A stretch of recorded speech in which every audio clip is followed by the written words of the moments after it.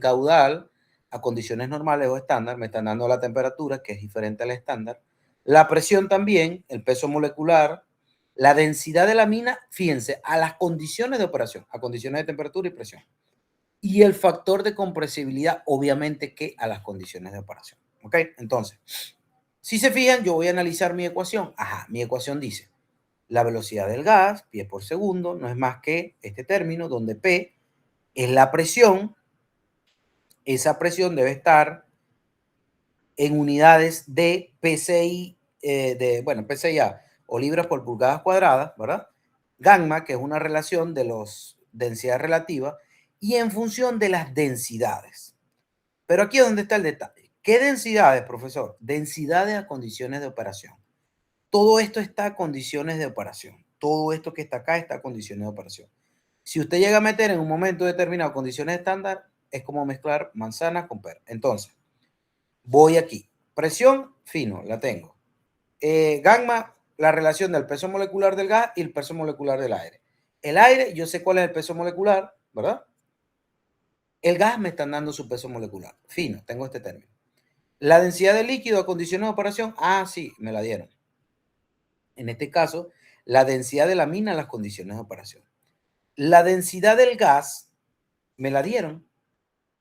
Aquí ustedes ven densidad del gas por algún lado. No, ¿verdad? Entonces, como no tengo... Ajá. No, profe, que eso no estábamos hablando la semana pasada de ello respecto a que se calculaba con respecto a la densidad del agua y las fracciones que se tenían. No, en este caso no estoy... Simplemente esta es la densidad de la solución de amina. No estoy hablando de que está diluida, no. Simplemente el ejercicio está planteando la densidad de la amina, pues de lo que tú vas a utilizar para absorber. Fíjate en el desarrollo que es algo diferente. Ok. ¿Qué pasa? Cuando usted va a determinar la velocidad, ¿verdad? Necesita toda esta información. Entonces, si usted ve, se da cuenta que no tiene la densidad del gas por ningún lado. Por ningún lado aquí usted tiene la velocidad, la densidad del gas y mucho menos a las condiciones de proceso. Entonces, ¿qué pasa? Usted pudiera determinar la densidad a las condiciones normales de proceso utilizando el factor de compresibilidad. En este caso, densidad es esta ecuación que está acá, utilizando el factor de compresibilidad, ¿ok?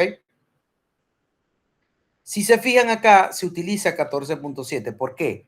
Porque a 14.7, 520 ranking, que no es más que 60 Fahrenheit, son las condiciones estándar. Y se utiliza un factor de compresibilidad de 1.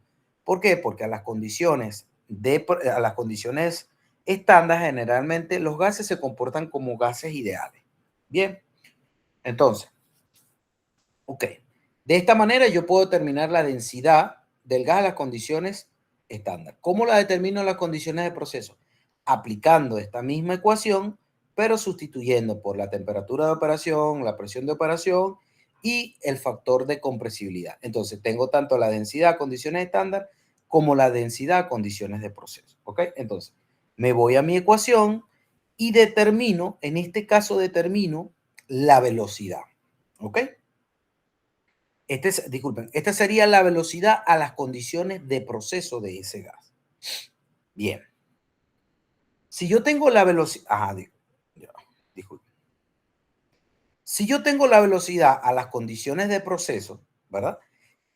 Y yo necesito determinar el área, yo sé que velocidad no es más que flujo entre áreas. Eso estamos claros. Ahora yo les pregunto, ¿qué flujo utilizar cuando vaya a relacionarlo con la velocidad de proceso, a las condiciones de proceso? ¿Qué flujo debo utilizar?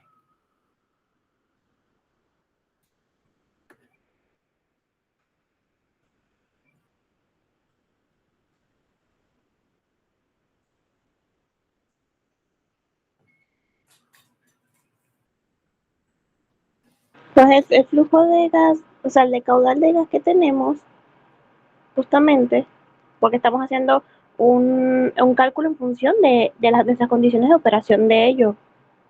Entonces tú opinas que utilice este flujo. Sí. Ajá, y lo puedo utilizar así tal cual como está. Fíjate, esto es velocidad, condiciones de proceso, ¿verdad? Ok. Yo sé qué área es flujo entre velocidad, ¿verdad? tengo la velocidad. Ahora necesito el flujo. Este flujo está a condiciones normales. Es muy diferente a un flujo a condiciones de proceso, ¿cierto? Sí. Bueno, aquí es donde está el detalle. Yo debo conocer el flujo a las condiciones de proceso. Eso es muy importante. Yo no puedo mezclar peras con manzanas. Si esto está a condiciones normales, quiere decir que ese flujo yo lo debo llevar a condiciones de proceso. ¿Cómo lo hago? Como yo determiné una densidad a condiciones estándar o condiciones normales, yo sé que este flujo está a condiciones normales. Lo que hago es utilizar esta densidad para determinar el flujo másico, ¿verdad? Yo sé que el flujo másico sí se mantiene constante, no varía. El que cambia es el volumétrico. Bueno, en este caso lo que hago con el flujo másico y la densidad condiciones de proceso, determino el flujo a las condiciones de operación, que es el siguiente paso que están viendo acá. Profe, Este disculpe que flujo... le interrumpa. Hay una compañera que lleva hace rato queriendo entrar a la clase. Ajá, ya va. Déjame ver quién es. Ya, listo. Ok, entonces, este flujo es a condiciones de proceso. Este es el flujo que yo debo utilizar. Si usted, por error de su vida, utilizó este flujo, créame que el ejercicio está malo, porque usted está mezclando condiciones normales con condiciones de proceso. Ahora, si la ecuación le dice presión estándar, ¿verdad? Densidad a condiciones estándar. Ah, usted allí sí utiliza las condiciones estándar.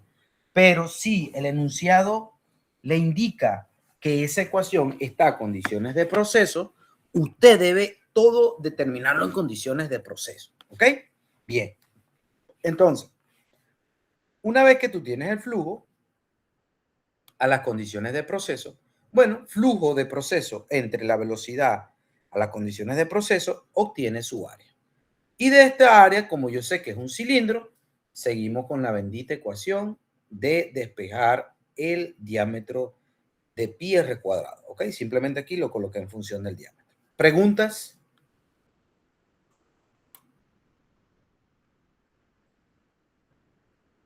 ¿Algún comentario, pregunta, inquietud?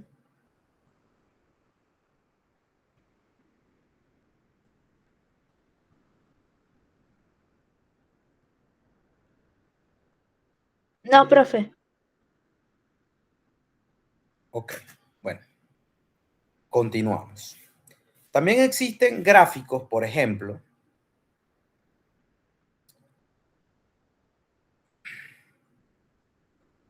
que tú pudieras, hay gráficos que te permiten también considerar el espaciado dentro de los platos.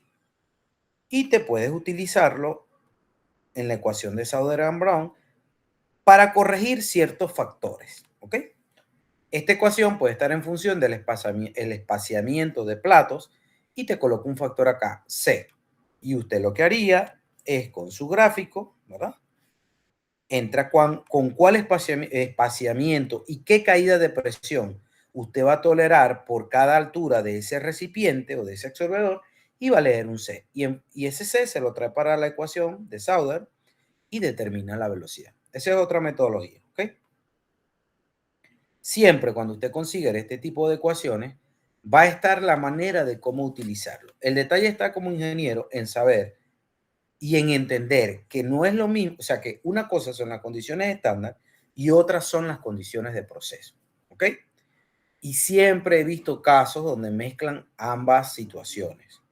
Y eso es leer bien, porque las ecuaciones siempre traen un rango de aplicación y traen para qué condiciones son aplicables.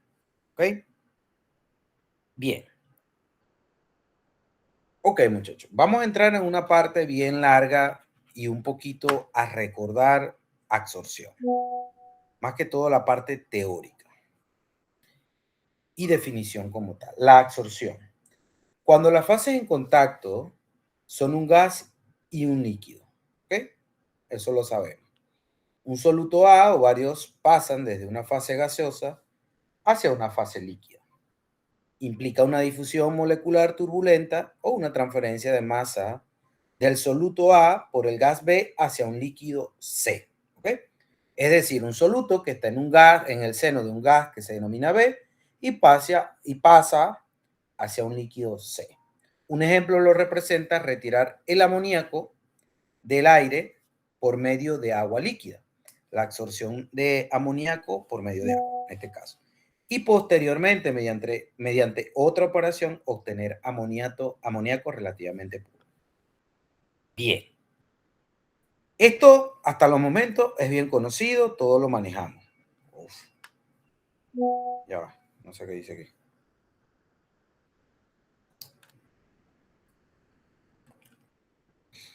Ok.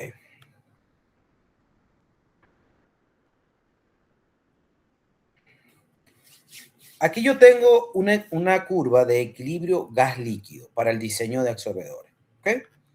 El proceso de absorción considera la solubilidad de un soluto, o solubilidad de un soluto en un gas, en un líquido, de un gas en un líquido.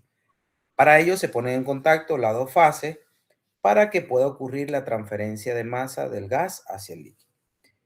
Aquí usted tiene, por ejemplo, la presión parcial del soluto en el gas. ¿Ok? Y aquí tiene diferentes soluciones.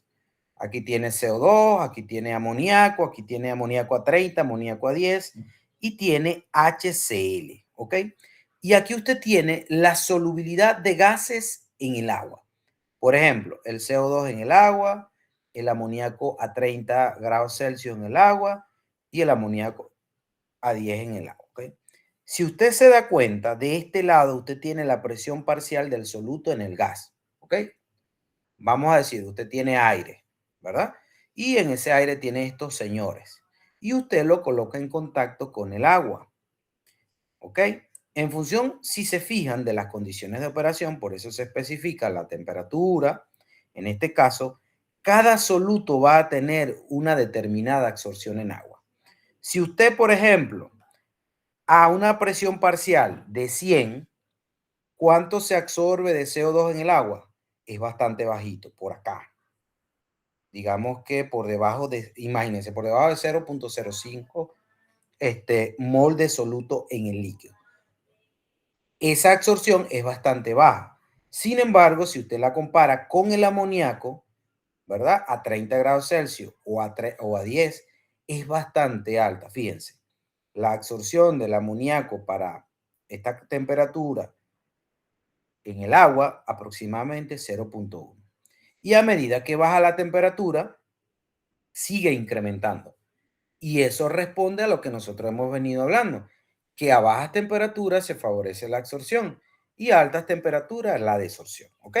Entonces, cada fluido va a tener, o cada soluto de estudio va a tener una solubilidad determinada en el seno de un determinado fluido. ¿Ok? Ese fluido es una mina, ese fluido es un agua, ese fluido puede ser carbonato de potasio y las diferentes tecnologías de absorción que ustedes van a estudiar. ¿Ok? Que son las presentaciones. Lo importante de acá es establecer que esos solutos se pueden disolver en esas soluciones. Y en función de ello, tú te basas de esa propiedad, ¿verdad? Y puedes retirar un determinado contaminante. En este caso, en nuestro gas, que es el CO2, el H2S y el CO2, ¿ok?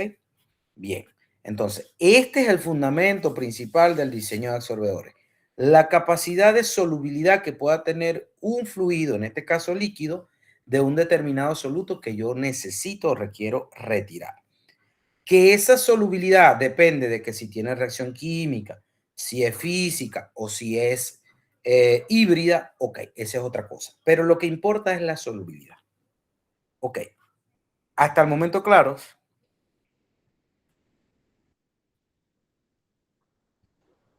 Sí, profe. Bien.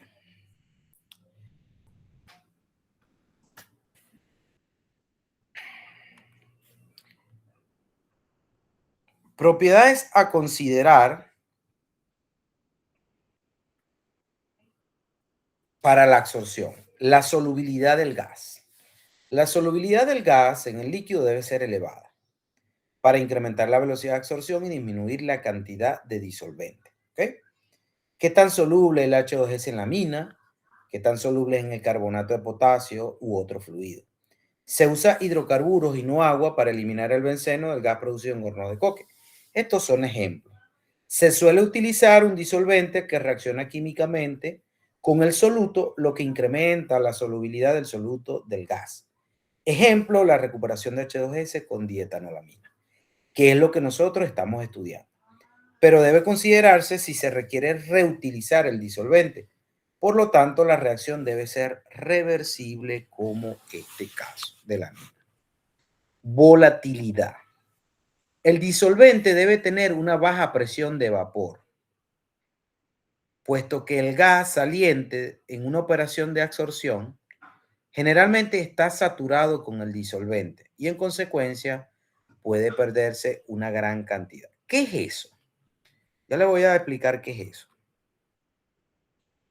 Cuando usted coloca aquí en contacto, en esta última etapa de este absorbedor, el gas que viene subiendo con el líquido, ese gas sale saturado en función de la solubilidad de los componentes que conforman el líquido de absorción. Por eso es que, por ejemplo, si usted tiene una solución de amina que tiene agua, ¿verdad? La solubilidad del agua en el gas va a depender de esa volatilidad, que es función de las condiciones termodinámicas de presión y temperatura. ¿Ok? Tiene que ser baja porque usted lo que quiere es que esa presión de vapor con la cual va a ingresar la solución tiene que ser muy baja. Porque si es muy alta, implica que una gran cantidad de ese solvente se va a ir con el gas. ¿Ok? Eso es lo que representa ese término que se refiere a una baja volatilidad. Porque siempre ese fluido va a salir saturado acá en este punto del fluido que está ingresando. Llámese saturado, ¿verdad? A un fluido que va a absorber la presión de vapor que usted tenga del fluido en la entrada. ¿Ok? Todos sabemos que los líquidos y los sólidos tienen una presión de vapor. Que el de la gasolina es más alta que la del agua es una realidad. Pero el agua tiene una presión de vapor. ¿Ok? Entonces, eso es bien importante. Corrosión. Los materiales de construcción que se necesitan para el equipo no deben ser raros o costosos. Siempre les he comentado que las aminas son muy corrosivas y de hecho se manejan rangos máximos por su corrosión. Entonces, eso es bien importante. ¿Por qué? Porque eso de alguna u otra manera puede influir o puede impactar significativamente el precio del proyecto por la alta corrosividad o por la alta corrosión a la cual puede ser sometida los equipos, las líneas, los accesorios. Costo. El disolvente debe ser barato, de forma que las pérdidas no sean costosas y deben obtenerse fácilmente. Eso se evalúa también. ¿Qué tan caro es la mina? ¿Qué tan caro es una mina primaria versus una mina terciaria? ¿Ok? Viscosidad. Se prefiere viscosidad baja debido a la rapidez de absorción, mejores características en la inundación de las torres de absorción, bajas caídas de presión en el bombeo y buenas características de transferencia de calor. Entonces aquí viene el ejemplo. ¿Cuál ejemplo? No es lo mismo, por ejemplo, un fluido bien viscoso, digamos miel, que usted va a regar en una superficie, a regar agua en una superficie. Para usted, digamos, como que cubrir toda esa superficie con miel, debe de alguna manera u otra buscar un mecanismo, digamos, mecánico para distribuir esa miel que es viscosa y que vas a necesitar un esfuerzo para poder cubrir toda la superficie. Sin embargo, cuando usted incorpora agua, usted rocía agua a la superficie, esa agua va a cubrir toda esa superficie. ¿Ok? Además, si usted tiene un fluido que es muy viscoso, digamos, si usted utiliza un fluido que es muy viscoso para mover esa mina o ese producto de absorción es muy viscoso, obviamente tanto las bombas que se puede utilizar para la reincorporación de amina como la bomba que pudieras tener en el fondo, yo creo que está por acá ya, disculpe. Creo que no está aquí la bomba. Sí, aquí. aquí sí. Fíjense, esta bomba, mientras más viscoso, más costosa, más robusta, mayor capacidad va a necesitar para el levantamiento de los pies de altura, digamos cabezal, ¿verdad? Para poder llevar un fluido de un lado hacia otro lado. Entonces, a eso se refiere ese concepto de viscosidad.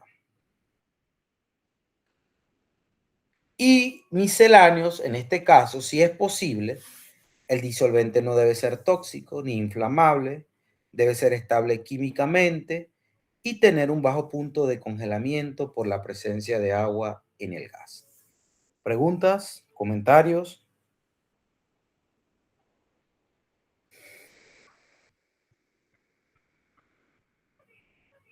¿Todo bien? Por ahora sí. Por ahora sí, profe. Ok. Bien, bien. Ok. Entremos a diseño de absorción. Diseño de absorbedores. Selección del absorbedor, incluido el tipo de bandeja o empaque, según los requisitos del proceso y las condiciones de servicio esperadas. Cálculos de los benditos balances de masa y energía asociados a estos procesos, asociados a estos equipos, estimación de la altura de la columna requerida, número de bandejas o altura que va a utilizar de empaque, si va a utilizar empaque, basada en el análisis de transferencia de masa, cálculo del diámetro de la columna requerido y parámetros de plato o empaque basados en tasas de flujo de gas y de líquido y consideraciones hidráulicas. ¿Ok? Eso se refiere más que todo a un análisis de sensibilidad de los internos de la torre para facilitar y ver cómo va a trabajar esa torre. Ustedes saben que, por ejemplo, cuando usted tiene una torre de destilación, usted siempre maneja unos niveles. Esa torre puede trabajar inundada, puede trabajar seca, puede haber lloriqueo, puede haber arrastre de líquido, ¿ok? Son diferentes, digamos, como que condiciones operacionales. Ok. Y lo otro es diseño mecánico por hardware, ¿ok? Generalmente, cuando los ingenieros mecánicos, cuando ellos usted le da los diseños, usted le dice, necesito una torre de un diámetro de 10 pies, una altura, digamos, de 50, ¿verdad? Y va a tener interno. Ellos tienen que determinar todos los esfuerzos mecánicos. ¿Por qué? Porque ellos tienen que determinar los cálculos para el espesor que debe tener ese absorbedor, las fundaciones desde el punto de vista de civil, qué material a utilizar, cuántas fundaciones debe tener para que pueda sostenerse en el tiempo, ¿ok? Todo eso es bien importante. Generalmente eso lo hacen por software, ¿ok? Son software bien complejos que determinan todos esos esfuerzos mecánicos. Bien.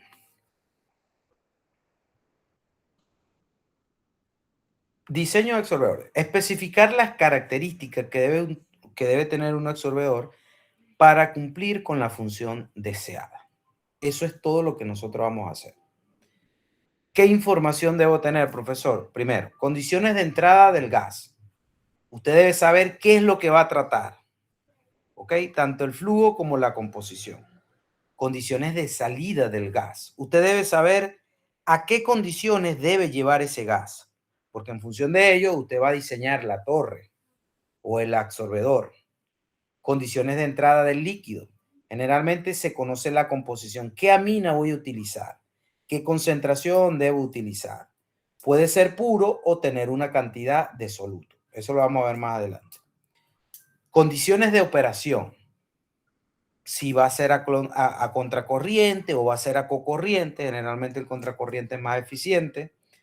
¿Cómo va a ser internamente? Isotérmico, adiabático, con intercambiadores de calor. ¿Cómo así con intercambiadores de calor, profesor? Si ustedes se dan cuenta, yo les he comentado que en la absorción con amina hay generación de calores. ¿Por qué? Porque una reacción de neutralización y se genera una sal, más agua, más energía. ¿Ok? Entonces, ¿qué pasa? Internamente en el proceso hay liberación de energía. ¿Qué pasa con la absorción? ¿A qué condiciones de temperatura y presión se favorecen?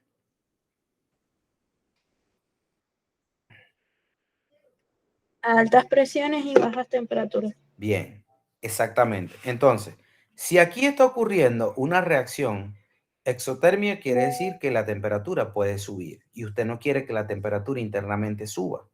¿Ok? Entonces, por ello se establecen procesos que pueden ser isotérmicos, adiabáticos o con intercambiadores de calor. Isotérmicos es simplemente para realizar los cálculos. Adiabático es que usted aísla completamente toda esta torre, evitando la transferencia de calor con el exterior. Sin embargo, puede haber calores de reacción asociadas a las reacciones de neutralización internamente. El otro caso es intercambiadores de calor, es que como usted sabe que se va a generar energía internamente por la reacción propia de la absorción, usted coloca intercambiadores de calor en cada plato y con eso coloca, vamos a decir, coloca un intercambiador de tubo y carcasa, ¿verdad? Por donde pasa agua a través de los tubos y no se mezcla con los fluidos internos y usted lo único que hace es retirar la energía del proceso con intercambiadores. Pero imagínense lo complejo o lo complicado que debe ser manejar esa operación. Una torre que internamente posea pasos de tubo para circular agua y que ese agua pueda absorber la energía térmica que se libera en esas reacciones. ¿Ok? Entonces, a eso se refieren con intercambiadores de calor.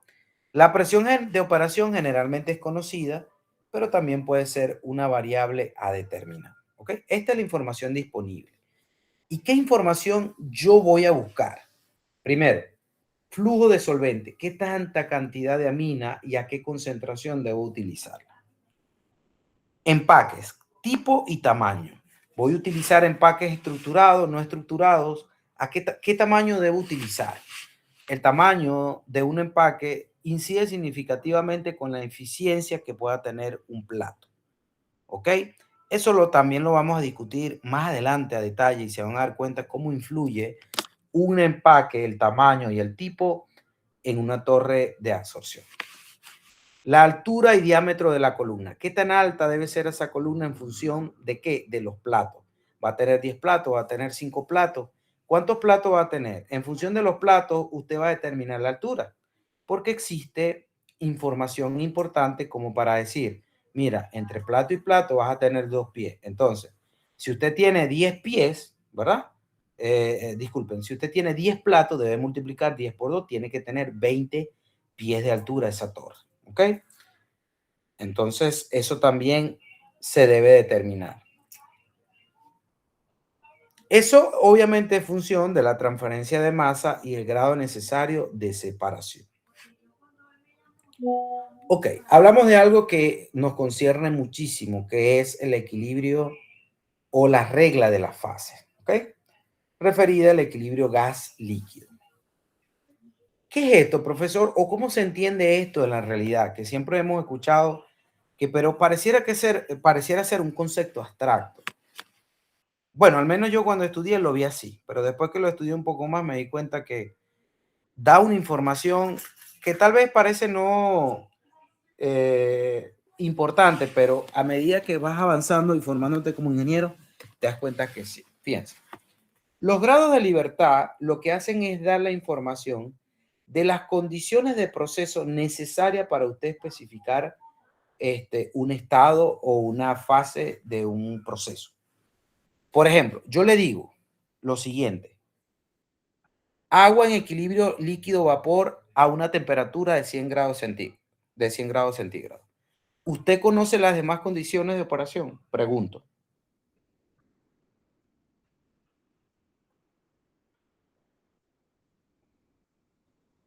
No respondan todas a la vez, por favor. Repito la pregunta. ¿Están ahí, verdad?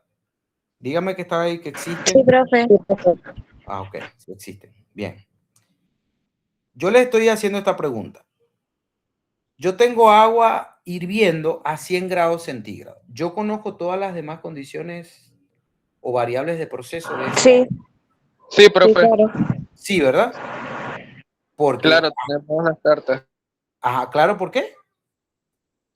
Tenemos nuestras cartas de estado del agua. No, pero ¿cuánto sería la presión? A una atmósfera.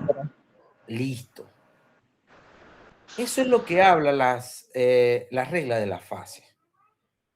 Cuando usted, por ejemplo, está en equilibrio para una sustancia pura como el agua, y usted dice, el agua está en un equilibrio líquido-vapor a 100 grados centígrados, ya usted sabe que es una presión de una atmósfera, ya usted sabe que tiene una entalpía, ya usted sabe que tiene un volumen específico, una entropía, una energía de Gibbs, lo que sea. Ya todas las demás condiciones están especificadas. Eso es lo que se refiere a la regla de los fases. ¿Cuántas propiedades cuántas propiedades yo necesito para establecer o fijar un estado? ¿Ok? A eso se refiere la regla de la fase. Por ejemplo, en agua pura, a condiciones de equilibrio líquido-vapor, con una sola, tú me puedes decir la temperatura, o me puedes decir la presión, o me puedes decir la entalpía, lo que sea. Con una sola propiedad, yo puedo conocer todas las demás. Ah, que tengo que utilizar la tabla de vapor, las tablas de equilibrio líquido-vapor saturado del agua, no pasa nada, pero ya eso se conoce.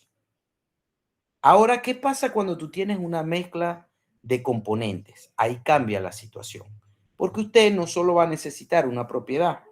¿O qué pasa cuando usted tiene, por ejemplo, usted tiene agua líquida que no está en equilibrio, ¿verdad? A 60 grados centígrados o a 60 grados centígrados y a una atmósfera. Las condiciones que va a tener ese agua líquida van a ser diferentes a las que pueda tener a la misma temperatura a una presión de 1000 psi. Entonces, eso quiere decir que yo necesito, para especificar ese estado, para conocer realmente qué condiciones tiene, dos condiciones de proceso o dos variables de proceso. ¿Ok? Entonces, a eso se refiere la regla de la fase. Entonces, es una ecuación, en este caso para sistemas ideales. También hay para sistemas reales y un poco más complejas. Pueden leer el Gene Copley, pueden leer el Smith-Van Ness, pues allí hay información. Primero P. P es el número de fases en el equilibrio. C es el número de componentes totales en las dos fases cuando no hay reacciones químicas. Y F es el número de las variantes o grados de libertad del sistema. Ahora, yo tengo una mezcla, en este ejemplo, una mezcla H2S gas. Y tengo agua, ¿verdad? Tengo esa mezcla. ¿Cuántos grados de libertad determino? Por ejemplo, C, en este caso, es el número de componentes. ¿Cuántos componentes tengo? Tengo H2S, tengo gas y tengo agua. Tengo 3 componentes. P, ¿verdad? Es el número de fases en equilibrio. ¿Cuántas fases tengo en equilibrio? Tengo agua líquida y tengo gas. Son 2 fases. Y 2 es una constante. ¿Cuánto me da esto? 3. ¿Qué quiere decir este 3, profesor? 3 quiere decir que usted, para especificar ese sistema, necesita mínimo 3 variables operacionales, como por ejemplo, temperatura, presión y una más. ¿Cuál es una más, profesor? Puede ser la concentración, puede ser la presión parcial u otra variable adicional, pero necesita mínimo 3 variables para usted poder decir, con 3 variables yo puedo conocer, bien sea utilizando un simulador, bien sea utilizando tablas, cartas, lo que sea, para conocer todas las demás propiedades, al menos de este sistema, ¿ok? Entonces, esas variables, al yo conocerla, por ejemplo, la presión total, la temperatura total, disculpen, la presión total, la temperatura del sistema, ya queda fijado como tal qué composición debe tener el gas y qué composición debe tener el líquido, en este caso el agua, ¿ok? Entonces, nosotros vamos a trabajar con una variable, en este caso composición o fracción molar o presión parcial, ¿ok? Yo especifico la presión, yo especifico la temperatura y al especificar esas dos debo también conocer una tercera, que puede ser la concentración, la composición, la fracción o la presión parcial. ¿Ok? ¿Preguntas? ¿Comentarios sobre esto?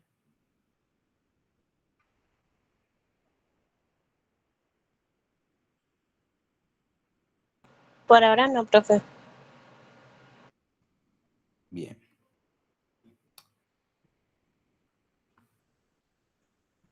Conociendo esa tercera variable, en este caso me voy a referir, fíjense, yo tengo un gas que contiene H2S, ¿verdad? Que fue el ejemplo que les di.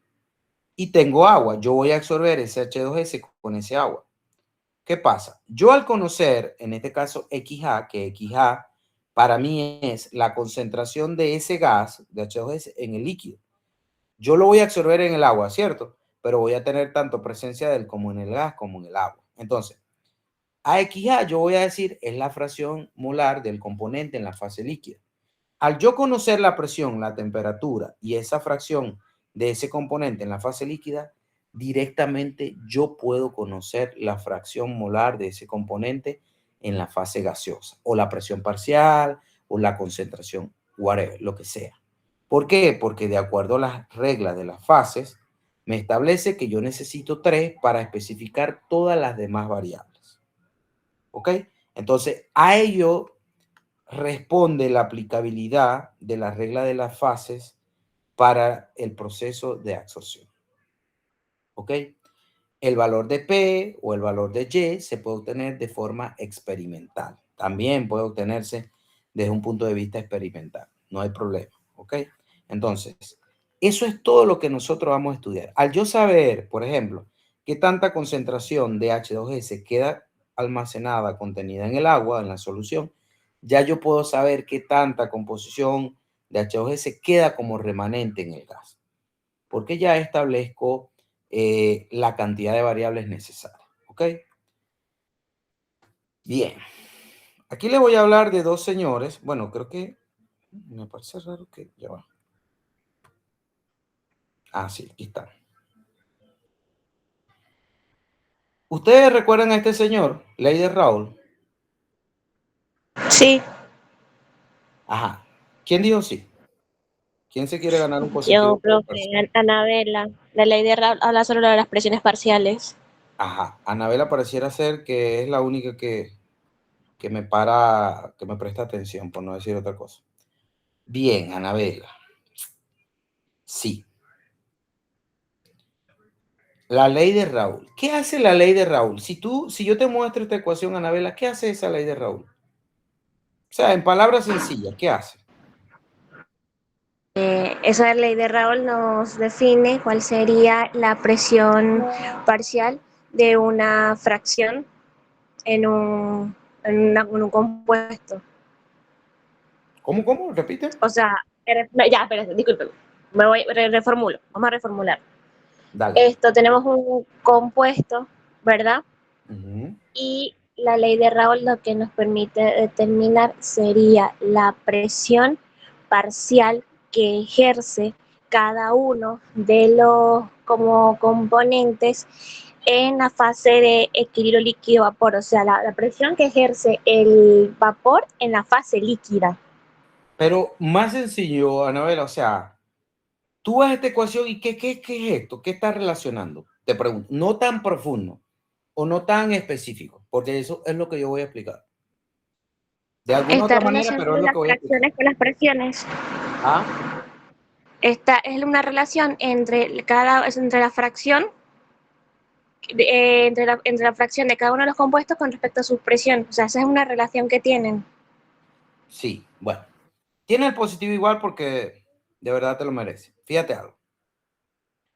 Cuando usted estudia absorción, que usted es lo que quiere saber, usted lo que necesita conocer es cómo se desplaza ese soluto del gas hacia el líquido. Eso es lo que usted necesita saber. Cuando usted estudia destilación, que usted necesita saber cómo se da la evaporación de los componentes livianos hacia la fase de vapor y cómo se da la condensación de los componentes pesados en el líquido. Si ustedes se fijan de esta ecuación, de este lado, ¿qué es? Fracción molar del componente en la fase gaseosa por la presión total del sistema. ¿A qué representa esto? Sencillo, la fase gaseosa. Ahora, ¿qué representa de este lado? Fracción molar del componente en la fase líquida por la presión de vapor de saturación, ¿verdad? De ese componente en la fase líquida. Entonces, ustedes dirán, ay, ¿qué fue lo maravilloso que hizo Raúl? Bueno, Raúl no hizo casi nada, sino relacionó el vapor con el líquido. Y esto es un modelo predictivo ideal, sí. ¿Por qué es ideal? Porque, Raúl, la fase vapor es un gas ideal. Considera la fase vapor, este lado, como un gas ideal. No pasa nada. La fase líquida es una solución ideal, sí. Químicamente semejante. Este lado también es, no pasa nada. Pero resulta que usted puede estudiar lo complejo partiendo de lo sencillo. Y esto fue lo que hizo este señor. Por eso es, digamos, como que la importancia de la ecuación de la ley de Raoult. Tan importante es que de esto surge la ecuación que se utiliza del factor de multicomponentes, de destilación de multicomponentes. Y si usted en algún momento tiene inquietud y tiene más dudas, usted se va al Jim Copley, usted se va al Smith-Magnet y se va a dar cuenta que esta ecuación puede ser sometida a sistemas reales. ¿Aplicando qué? Aplicando fugacidad, aplicando actividad, que es cuando comienzan nuestros dolores de cabeza. ¿Y qué hace esa bendita fugacidad y actividad? Corrigen la ecuación de Raoult para poder reproducir las condiciones reales de un sistema. Eso es lo que hace esta ecuación. ¿Y por qué el señor la estudió y la desarrolló? Porque sí, porque yo necesito saber cuánto pasa del soluto, del gas, hacia el líquido. Eso es lo que hace esta ecuación. ¿Ok? Entonces, esta ecuación es bien importante porque, por ejemplo, cálculos para determinar los puntos de burbuja, como por ejemplo la presión de punto de burbuja o de rocío. Y hacíamos este cálculo haciendo esta sumatoria igual a 1, ¿verdad? Y hacíamos este cálculo iterativo por allá en termodinámica, ¿verdad? Fíjense que acá aparece un coeficiente de actividad que lo que hace es corregir de este lado, ¿verdad? De la ecuación, que es el comportamiento líquido que pueda tener ese sistema. De este lado puede aparecer fugacidad y de este lado puede aparecer actividad. Generalmente es lo que suele ocurrir, ¿ok? Entonces, esta fue la contribución que hizo este señor al estudio de las operaciones unitarias. ¿Por qué? Porque el hombre estaba buscando cómo relacionar el líquido con el gas y el señor lo que hizo fue, apareció esta maravillosa ecuación. ¿Ok? ¿Preguntas, comentarios, interés sobre esto?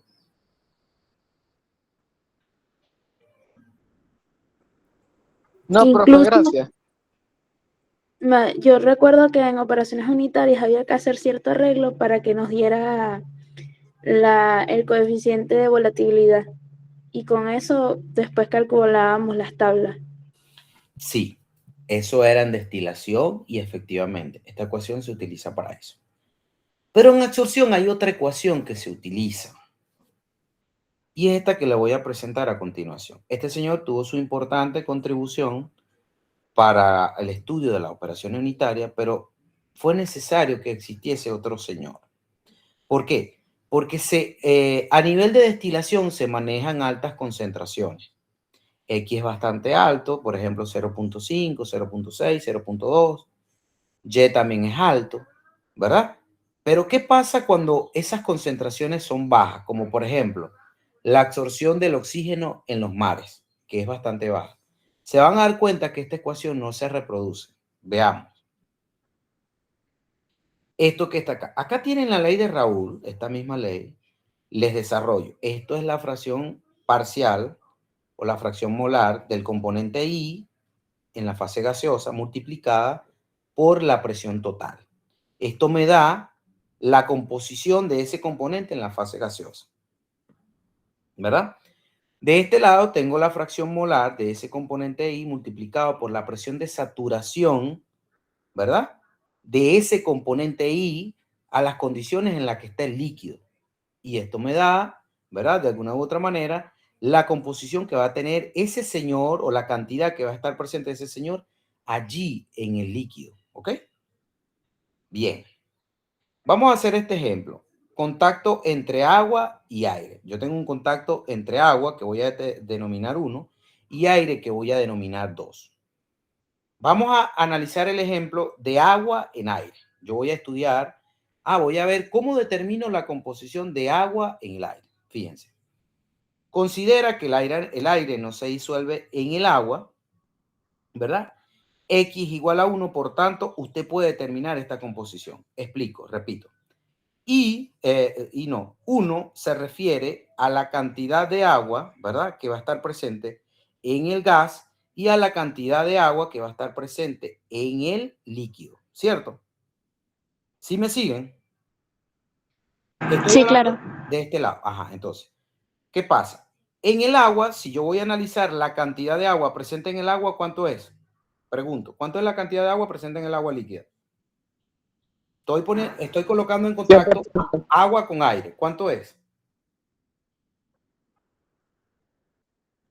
Imagínense que, repito el ejemplo, imagínense que yo tengo un vaso, ¿verdad? Lo abro, dejo que ingrese aire, tengo agua en ese vaso, lo cierro, los mezclo, ¿verdad? Y dejo eso un tiempo determinado que alcance su equilibrio de solubilidad y vengo al día siguiente para estar seguro que se alcanzó el equilibrio. Entonces les pregunto yo estoy analizando la ecuación, estoy analizando ese sistema donde 1 representa la composición de agua, ¿verdad?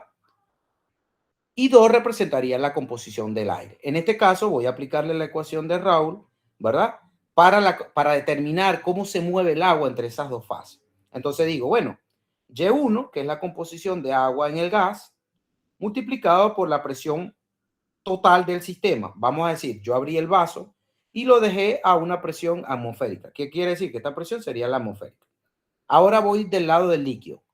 X1 es la composición de agua en el agua que tenía en el vaso. ¿Cuánto equivale?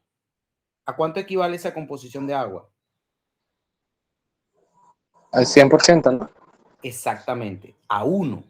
Entonces, ¿qué quiere decir esto? Que usted en esta ecuación bueno, este es 1, la presión de saturación del agua a la condición de temperatura que estoy trabajando, la puedo conocer, porque existe una presión de vapor asociada, ¿verdad?, a un líquido asociada a un sólido.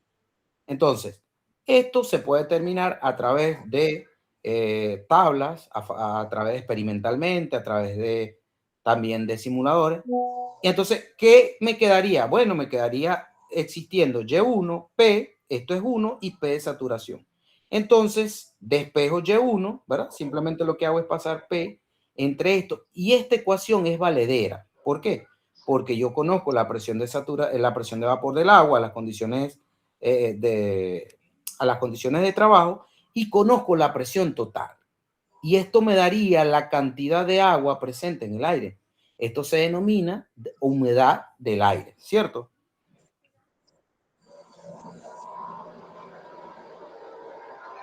Sí. Esta es la manera de cómo conocer la cantidad de agua que pueda tener el aire, ¿ok? Por eso es que cuando usted va a un vaso frío y lo deja en el ambiente, se va a dar cuenta que sus paredes tienen agua líquida rodeando. ¿Por qué? Porque hay un agua condensada, que es la que está presente en el aire. Ajá, ahora vamos al otro caso, al otro extremo. Yo voy a analizar ahora desde el punto de vista de la composición del aire. Y voy a decir, bueno, Y2 es la composición del aire, ¿verdad? En la atmósfera, multiplicada por la presión de trabajo de mi sistema, en este caso la presión atmosférica. Pero cuando me voy a este término, se darán cuenta que X2, ¿quién es? La fracción molar de ese aire en el líquido, ¿ok? Que pudiera existir. Y P2 de saturación o presión de vapor es la presión de vapor del aire. Les pregunto, ¿el aire tiene presión de vapor? No, ¿Cierto, porque cierto que no tiene presión de vapor? Entonces, ¿qué pasa? Esta ecuación no es aplicable para este sistema. Al usted modelar un sistema, ¿verdad?, donde ese fluido, su presión, digamos, crítica, está casi a temperatura ambiente, como ocurre con el aire, usted siempre lo va a encontrar gaseoso, usted no va a tener presión de vapor para ese fluido. Como no va a tener presión de vapor, esta ecuación no existe. Esta ecuación no se puede desarrollar. Esta ecuación de acá no se puede desarrollar para el análisis del aire. Entonces vino un señor muy famoso e introdujo una constante, que es la constante de Henry. Y él dijo, mira, sí es posible, pero siempre y cuando se haga a través de una constante. ¿Por qué? Porque yo hice estudios, ¿verdad? Y yo sé que algo de aire se puede absorber en el agua experimentalmente. Que es bajo es una realidad. Y que el aire no tiene presión de saturación, sí es de vapor, es otra realidad. No tiene presión de vapor. Pero a través de la misma utilización de la misma ecuación de Henry, yo incorporándole una constante, yo puedo conocer la composición del aire en el agua. Y es mediante la ecuación del famoso Lord Henry, ley de Henry. ¿Se entendió de dónde viene la ecuación de Henry? ¿Por qué surgió la ecuación de Raoult? Sí, profe. Sí, profe. De hecho, esa Ajá, misma ley de Henry es que fundamenta todo, o sea, como tal, las bebidas carbonatadas. exactamente. Pero fíjense el origen de todo, el estudio de un equilibrio, de una solubilidad, que posteriormente no tienen la aplicabilidad de una ecuación, pero otro señor, mediante la determinación de ciertas constantes, como son muy bajas concentraciones, de hecho, cuando usted determine este valor es bastante bajo, porque la solubilidad del aire en el agua es bastante baja, pero ocurre. ¿Por qué ocurre? Porque si hay oxígeno disuelto, quiere decir que el aire también debe disolverse, ¿cierto? Debe disolverse algo de nitrógeno, algo de argón, de lo que tiene el aire. Entonces, con esta ecuación sí se pueden trabajar esos sistemas cuando usted tiene un fluido cuya presión crítica es cercana al ambiente, ¿ok? Bien, vamos a dar la clase hasta acá porque ya vamos por 1 hora y 7 minutos, ¿ok? Y la idea no es que sea tan largo este asunto. Entonces, bueno, estamos listos, muchachos. Sí, Muchas profe. gracias, La profe. pregunta del millón, ¿el martes presencial o online? Ajá, martes presencial. De todas maneras, les voy a confirmar porque yo quería ir a la UDOI porque posiblemente les vaya a ver la cara en el parcial y en la presentación. ¿Por qué? Porque voy a ingresar a una parada y eso realmente necesita una dedicación extrema. De todas maneras, voy a estar avisándole. ¿Ok? Está Ok, bien, está profe. bien. Bueno, cuídense, estamos en